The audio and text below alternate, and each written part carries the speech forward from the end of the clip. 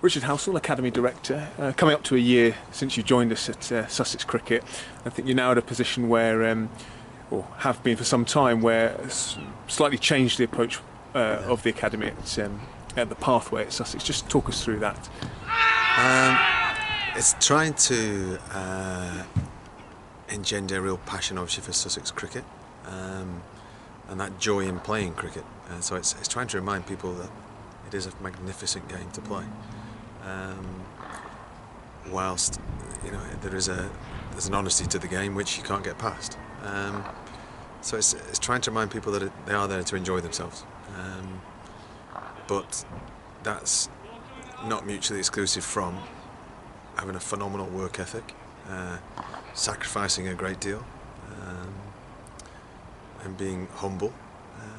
You can still have a fantastic time playing this great sport. And in terms of tangible changes to the way you do things here, what are those?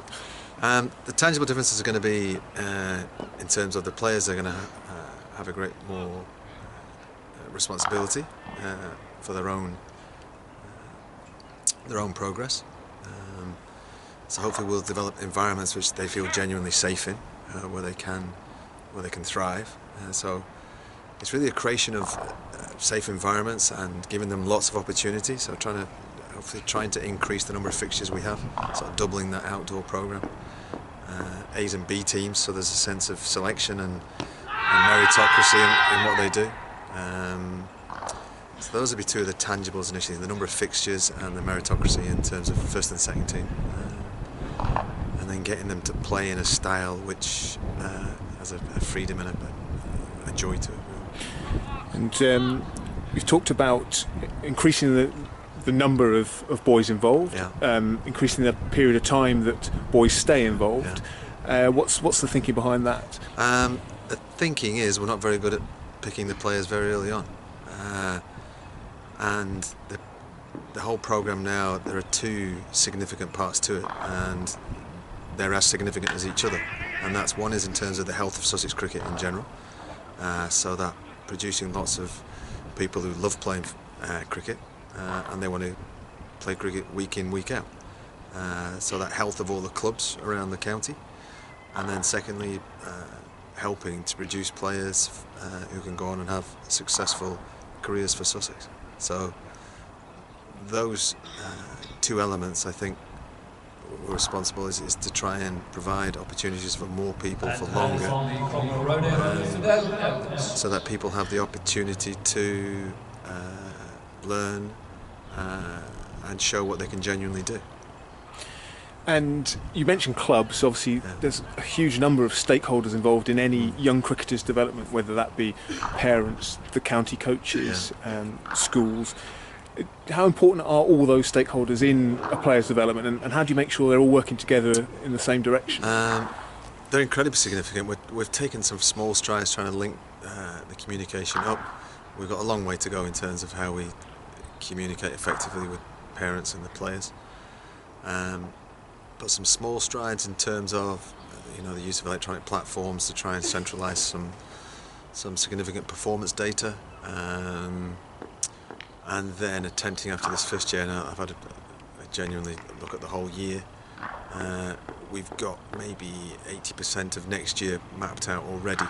So if we can communicate that effectively to parents prior to, say, next September, after the initial trial period again, then hopefully a lot of the sort of hand-to-mouth operation which we've had this year, that won't exist next year.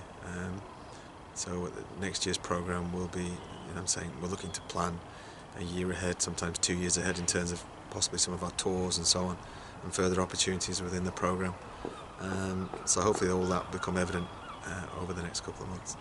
And in terms of, you've mentioned increased numbers, and I guess that means a need for increased resources. You mentioned the electronic platform, which makes data sharing easier, but in terms of personnel, I understand there's a couple of full-time additions to the pathway team. Excellent full-time additions. We've got Tim Van Noort, who's responsible for the 9 to 12 age group. It's a very specialised area, and he is responsible for the coach education in that area, and pooling of all the knowledge for all the players involved there, and he's going to be critical to the health of and the success of the programme. And then from 13 to 16, we're very lucky to have Phil Hudson, who's come on board there. He's working still currently sort of a semi-dual role with Hurstpierpoint Point College. So he's coordinating that sort of the more, very loosely, that was the development phase from 9 to 12. He's in that first part of that performance phase from 13 to 16, where you have the ECB competitions. So I think we're lucky to have those two on board, and as we look to recruit more people onto the pathway in terms of full-time employees, hopefully people will begin to see coaching with Sussex as a genuine career, and when we can establish that, then obviously the quality of the person which will be delivering on the programme will increase when people can see it's a genuine career pathway. And yourself, obviously you're the guy that oversees the whole programme, but you have some specific work with the older age groups as well, I understand. Yeah, I sort of, I don't mind where I work, to be fair, but I'll be running the under-17s this year, and then helping out with the regional Super 4s up at Loughborough. So it just gives me a really good judgment where I can see the relative strengths of our best older players with the best of other counties. So it gives me a good insight into that and across the country, the standards across the country, to see where we are in our programme. And then trying to transition those players into the professional environment, one which I've operated in before. So hopefully I'll be able to help those players transition far easier and a more competitive style in future.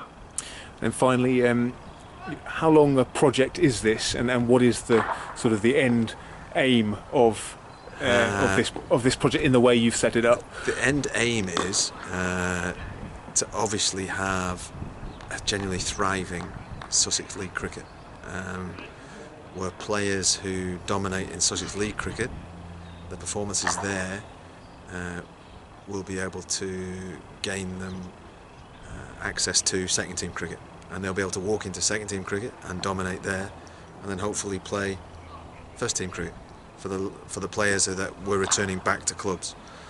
And then for players who don't go to that stage, maybe at 16, maybe we've developed them so well that maybe at the ages of 16 they can come into second team cricket and help win games of cricket at 16. So in the same way we have internationals with the football and the rugby who are making their debuts at 18, 19, we'll be doing that here with Sussex in a few years, hopefully, where players can, at the tender age of 18, win games of cricket for Sussex. That's the ambition. So hopefully to provide, just within the pathway, two different opportunities to hopefully finish up on the grass out there. And obviously, a lot of hard work over the winter with the boys across the pathway. Excited about getting outside and playing some cricket outside, I imagine. Yeah, it's phenomenal. I don't winter well. I'm honest. It's the first winter I've had for about 10 years, so it was a bit of a shock to the system. And the work they put in, I'm full of admiration for the boys and the coaches for the hours they've put in over the winter, and I hope that genuinely has bear some fruit in the next few months in outdoors. But this is whatever phrase you'd like to use, the sharp end, and it will be the performances outside which will be the barometer of how successful we have been indoors. And the boys know now, certainly in that performance group from 13 to 16 and the under-17s, the under-19s, that it's runs and wickets are their currency. That's what they deal in. For the younger age groups, there's still obviously significant developmental stages for them to go through, so the 9s to 12s. But the older boys, they know they deal in runs and wickets and catches. Well, we wish you all the best, Richard, and everyone involved in the pathway. Thanks for your time. Thanks, sir.